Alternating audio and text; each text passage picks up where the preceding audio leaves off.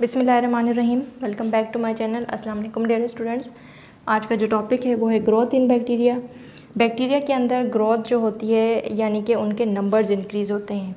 तो ग्रोथ की मीनिंग यहाँ पर हम बैक्टीरिया के लिए इस तरह से यूज़ कर रहे हैं कि बैक्टीरिया की तादाद बढ़ेगी तो हम यूँ कहेंगे कि ग्रोथ इन बैक्टीरिया हो रही है। जबकि हम बिल्कुल भी ग्रोथ की मीनिंग इस सेंस में यहाँ पर नहीं लेंगे कि बैक्टीरिया की साइज़ इंक्रीज़ हो रही है। नहीं, ऐसा बिल्कुल नहीं है। बैक्टीरिया साइज़ में इंक्रीज़ नहीं होते, बैक्टीरिया सिर्फ नंबर्स में इंक्रीज़ होते हैं, यानी कि बैक्टीरिया की तादाद ज़्यादा होती है। Growth in bacteria means increase in numbers and depends upon availability of nutrition, temperature and pH. तो बैक्टीरिया की ग्रोथ जो है वो डिपेंड करेगी उनकी न्यूट्रिशन पे, यानी कि उनकी खुराक पे, उनकी फूड पे। सेकंड, उनकी टेम्परेचर पे, उनका टेम्परेचर सूटेबल होना चाहिए। अगर बैक्टीरिया लो टेम्परेचर पे ग्रो करते हैं तो उनको लो टेम्परेचर ही चाहिए होगा, और अगर वो हाई टेम्परेचर पे ग्रो करते हैं तो उनको हाई टेम्परेचर की नीड होगी, और अगर वो मॉडरेट टेम्परेचर पे ग्रो करते हैं तो उनको मॉडरेट यानी कि नॉर्मल टेम्परेचर ही ज़रूरत होगी। और लास्ट वन जो है वो पीएच है, यानी कि उनका पीएच लेवल नॉर्मल होना चाहिए, या फिर एसिडिक कंडीशन में कुछ बैक्टीरिया ग्रो करते हैं तो उनको एसिडिटी, उनका पीएच लेवल जो है वो लो होना चाहिए, और अगर वो बेसिक कंडीशन में ग्रो करते हैं तो उनका पीएच लेवल हाई होना चाहिए।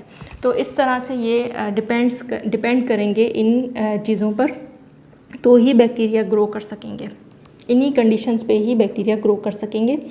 और बैक्टीरिया जो है वो ऑटोट्रॉफ होते हैं, कुछ हेटरोट्रॉफ्स होते हैं। तो याद रहे ये जो फेजेस हैं, यानी कि ये जो 4 स्टेजेस हैं बैक्टीरिया की ग्रोथ के लिए, ये सिर्फ़ और सिर्फ उन्हीं बैक्टीरियाज़ के अंदर होंगे जो हेटरोट्रॉफ्स होंगे, जो अपना फूड खुद प्रिपेयर नहीं कर सकते, जो दूसरे ऑर्गेनिजम्स पे डिपेंड करते हैं, यानी कि जो सेप्रोट्रॉफ्स होते हैं या फिर वो पैरासिटिक होते हैं। सेप्रोट्रॉफ्स वो बैक्टीरिया होते हैं जो कि डेड ऑर्गेनिक मैटर पे डिपेंड करते हैं, डेड ऑर्गेनिक मैटर को अपना फूड बनाते हैं।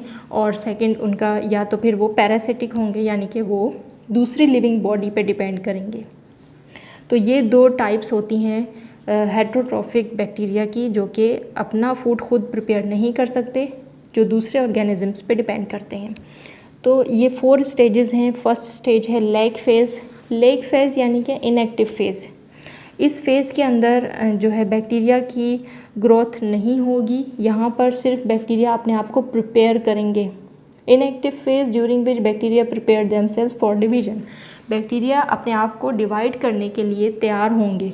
यहाँ पर ये बिल्कुल ही इनएक्टिव फेज़ है, यहाँ पर बैक्टीरिया की ग्रोथ नहीं हो रही, जस्ट वो अपने आप को प्रिपेयर कर रहे हैं for the division. Second phase जो है वो लॉग फेज़ है, यानी कि ग्रोथ फेज़। इस फेज़ में बैक्टीरिया की ग्रोथ होगी, यानी कि बैक्टीरिया ग्रो करेंगे, मल्टीप्लाई होंगे। और बैक्टीरिया की ग्रोथ जो है होती है वो बाइनरी फिजन से होती है, और 20 to 30 मिनट्स के अंदर अंदर एक बैक्टीरिया ग्रो करते हैं। तो यहाँ पर उनकी ग्रोथ जो है वो बहुत ज़्यादा फास्ट हो जाएगी।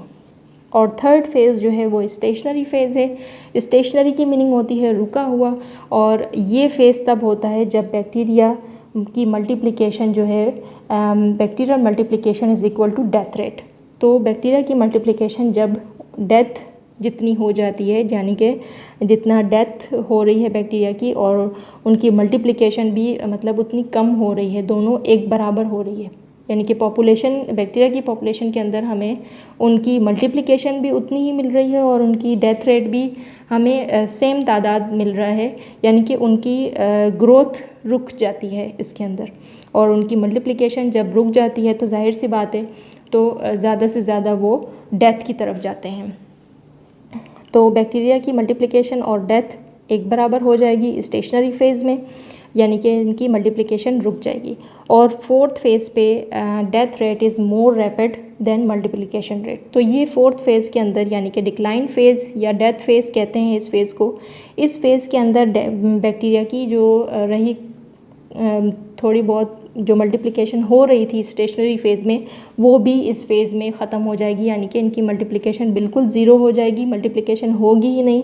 तो फिर सब के सब बैक्टीरिया जो है वो मर जाएंगे, यानी कि बैक्टीरिया की डेथ हो जाएगी। तो बैक्टीरिया का जो ग्रोथ कर्व है, यानी कि बैक्टीरिया को ग्राफ से अगर हम देखें तो बैक्टीरिया का फेजेस के बारे में हमें मालूम होगा कि बैक्टीरिया किस तरह से किस फेज़ के अंदर क्या है। तो ये जो है वो लॉग नंबर ऑफ़ सेल्स हैं, यानी कि बैक्टीरिया की सेल्स इंक्रीज़ हो रही है, बैक्टीरिया इंक्रीज़ हो रहे हैं। और ये जो है वो टाइम है, ये वर्टिकली इनकी सेल्स इंक्रीज़ हो रहे हैं, बैक्टीरिया की मल्टीप्लिकेशन हो रही है। और ये जो हॉरिजेंटली है, इसके अंदर बैक्टीरिया की टाइम जो है वो नोट किया गया है कि कितने टाइम के अंदर बैक्टीरिया की जो है डेथ हो रही है, मल्टीप्लिकेशन हो रही है। तो फर्स्ट फेज़ जो है वो लैग फेज़ है, यानी कि बहुत ही शॉर्ट टाइम पीरियड इनका बहुत शॉर्ट होता है और ये इनएक्टिव फेज़ होता है, इसके अंदर प्रिपेयर कर रहे होते हैं अपने आप को बैक्टीरिया। और जो सेकंड फेज़ है लॉग फेज़, सबसे जो लेंदी और लॉन्ग फेज़ है वो है लॉग फेज़। तो लॉग या फिर लॉन्ग इस तरह से भी आप रिलेट करके याद कर सकते हैं। जो सबसे लॉन्ग फेज़ होगा जिसके अंदर बैक्टीरिया ग्रो करेंगे, रैपिडली मल्टीप्लाई करेंगे, वो होगा लॉग फेज़। और जो इसके ग्राफ से ही आप अंदाज़ा लगा सकते हैं कि ये फ़ेज़ बहुत ही लेंदी फ़ेज़ है। और जो ये वाला है, इसके अंदर स्टेशनरी फ़ेज़ है, यानी कि रुका हुआ फ़ेज़, जिसके अंदर मल्टीप्लिकेशन जो है वो बहुत कम हो जाएगी और मल्टीप्लिकेशन और डेथ रेट बिल्कुल सेम हो जाएगा, इक्वल हो जाएगा। और ये वाला जो ग्राफ है, इसके अंदर डेथ फ़ेज़ है, यानी कि ये लास्ट फ़ेज़ है और इसके अंदर बैक्टीरिया की डेथ हो जाएगी। जब जाहिर सी बात है, जब बैक्टीरिया को टेम्परेचर सूटेबल नहीं मिलेगा, फूड नहीं मिलेगा और उनको पीएच नहीं ठीक तरह से मिलेगा, तो फिर जाहिर सी बात है बैक्टीरिया की डेथ हो जाएगी और बैक्टीरिया की कॉलोनी ख़त्म हो जाएगी। तो होप्स हो कि आपको ये लेक्चर समझ में आया होगा। और अगर इस लेक्चर के हवाले से कोई क्वेश्चंस हैं तो आप कमेंट सेक्शन में कर सकते हैं। और अभी आप अगर मेरे चैनल पर न्यू हैं और अब तक मेरा चैनल सब्सक्राइब नहीं किया तो मेरे चैनल को सब्सक्राइब कर दीजिए। Thank you so much for watching. अल्लाह हाफिज़।